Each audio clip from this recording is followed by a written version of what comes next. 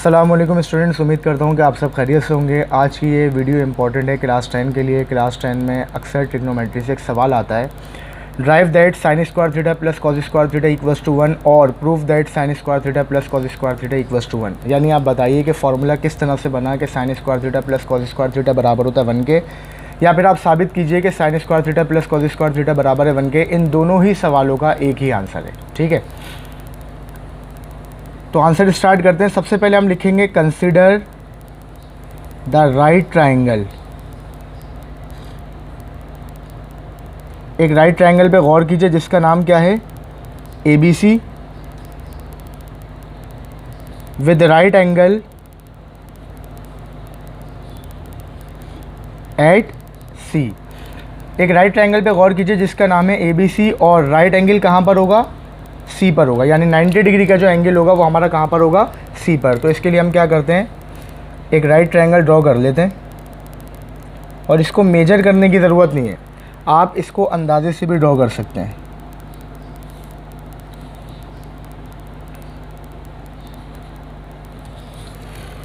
इसको नाम देंगे हम, इसको नाम दे दिया A का, इसको B और इसको C। इसको C का नाम इसलिए दिया है क्योंकि हमने ऊपर बताया स्टेटमेंट के अंदर कि राइट एंगल यानी 90 डिग्री का जो एंगल होगा वो कहाँ पर होगा, C पर होगा।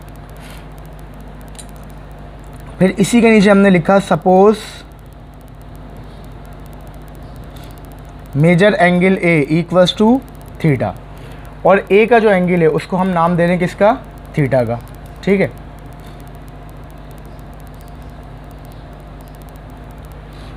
अब जिस एंगल की बात की जा रही होती है उस एंगल के जो साथ वाली साइड होती है वो क्या कहलाती है, बेस कहलाती है।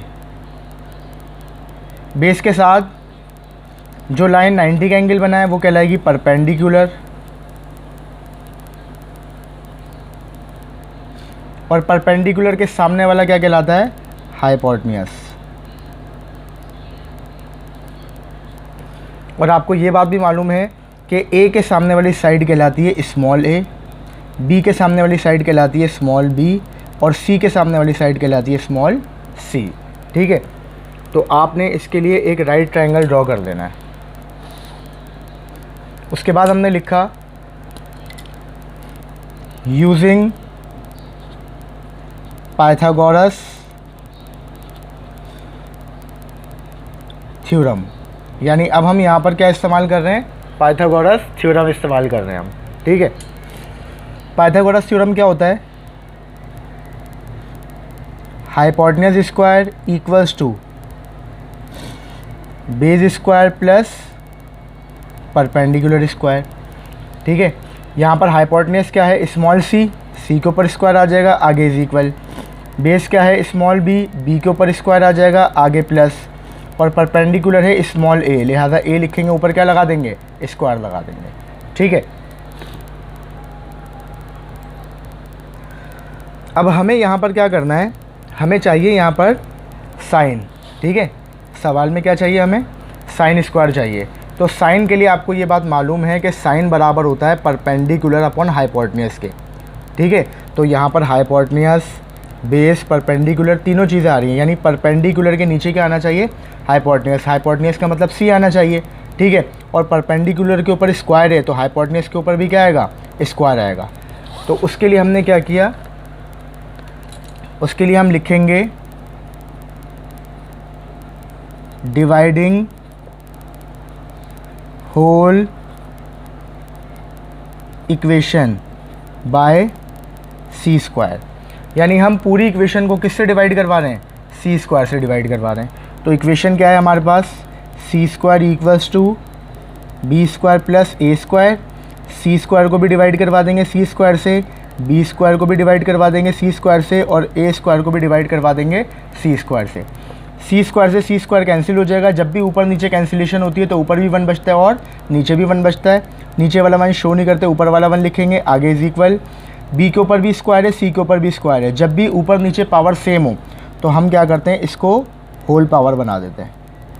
तो ब्रैकेट के ऊपर आ जाएगा स्क्वायर और ब्रैकेट के अंदर क्या आ जाएगा, B/C, आगे प्लस।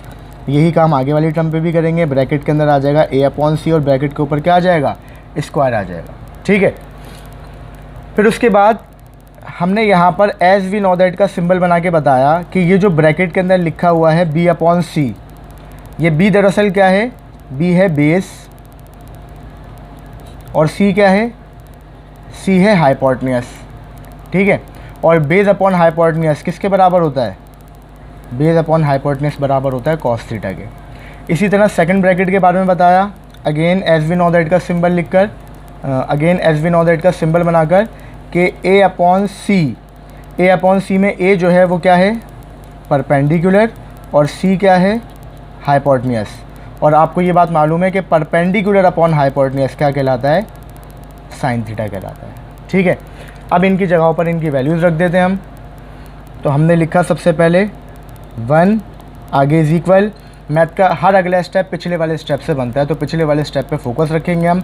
इज इक्वल के बाद हमने ब्रैकेट ओपन किया, b अपॉन सी की जगह क्या आ जाएगा, कॉस थीटा, ब्रैकेट क्लोज, ऊपर स्क्वायर, आगे प्लस, अगेन ब्रैकेट ओपन, फिर उसके बाद लिखा हुआ है a अपॉन सी, और a अपॉन सी बराबर है किसके, साइन थीटा के। तो a अपॉन सी की जगह आ जाएगा साइन थीटा, ऊपर क्या आ जाएगा, स्क्वायर आ जाएगा।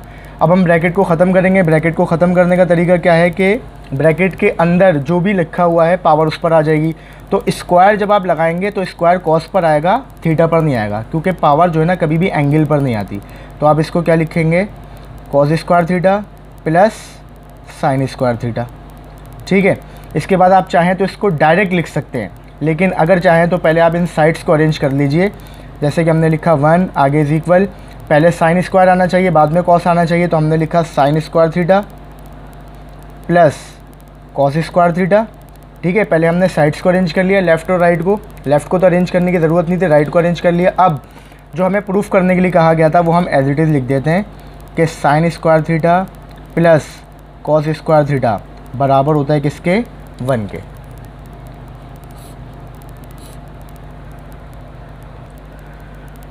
तो स्टूडेंट्स लास्ट में हम क्या लिख देंगे, प्रूव्ड या फिर डिराइव्ड, या कुछ भी लिखने की ज़रूरत नहीं है। इसको इसी तरह छोड़कर इसके ऊपर आंसर भी, इसके ऊपर जो है वो बॉक्स भी बनाया जा सकता है। ठीक है, तो स्टूडेंट्स ये वो क्वेश्चन है जो अक्सर एग्ज़ाम में पूछा जाता है। अच्छा, अक्सर स्टूडेंट्स को ये वाले फार्मूले याद रखने में थोड़ी परेशानी होती है, तो मैं आपको इन फार्मूलों के बारे में भी बता देता हूँ कि इन फार्मूलों को आप किस तरह से याद रख सकते हैं। अक्सर स्टूडेंट जो है वो कहीं से सीख कर आते हैं तो वो मुख्तलिफ स्टेटमेंट बता रहे होते हैं, जैसे some people have curly brown hair to produce beauty. ठीक है, मैं आपको एक आसान तरीका बता रहा हूँ, बिल्कुल आसान। इसको इंशाल्लाह याद रखेंगे तो आगे आपको कहीं भी परेशानी नहीं होगी, कहीं भी आप फार्मूला नहीं भूलेंगे। साइन पहले है, कॉस बाद में है, और टैन पहले बाद में।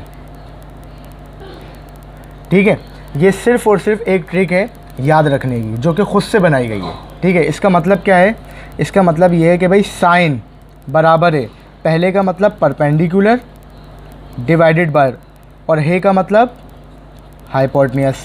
ये तो पहला फार्मूला हो गया। दूसरा फार्मूला कॉस, ठीक है, आगे इज इक्वल, कॉस बाद में है, बाद का मतलब होगा बेस, और है का मतलब क्या होगा, हाइपोटेन्यूस, यानी कॉस बराबर है बेस अपॉन हाइपोटेन्यूस के। इसी तरह थर्ड फार्मूला है टैन।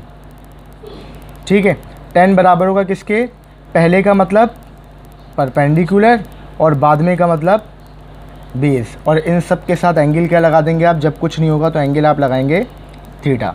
साइन बराबर है परपेंडिकुलर अपॉन हाइपोटेन्यूस के, कॉस बराबर है बेस अपॉन हाइपोटेन्यूस के, और टैन बराबर है परपेंडिकुलर अपॉन बेस के। तो अगर आप ये याद रखेंगे इंशाल्लाह कभी भी ये ट्रिग्नोमेट्रिक रेशियो नहीं भूलेंगे। साइन पहले है, कॉस बाद में है, टैन पहले बाद में। अगर इसके अलावा आपको कोई और तरीका याद है तो आप उसको फॉलो कर सकते हैं।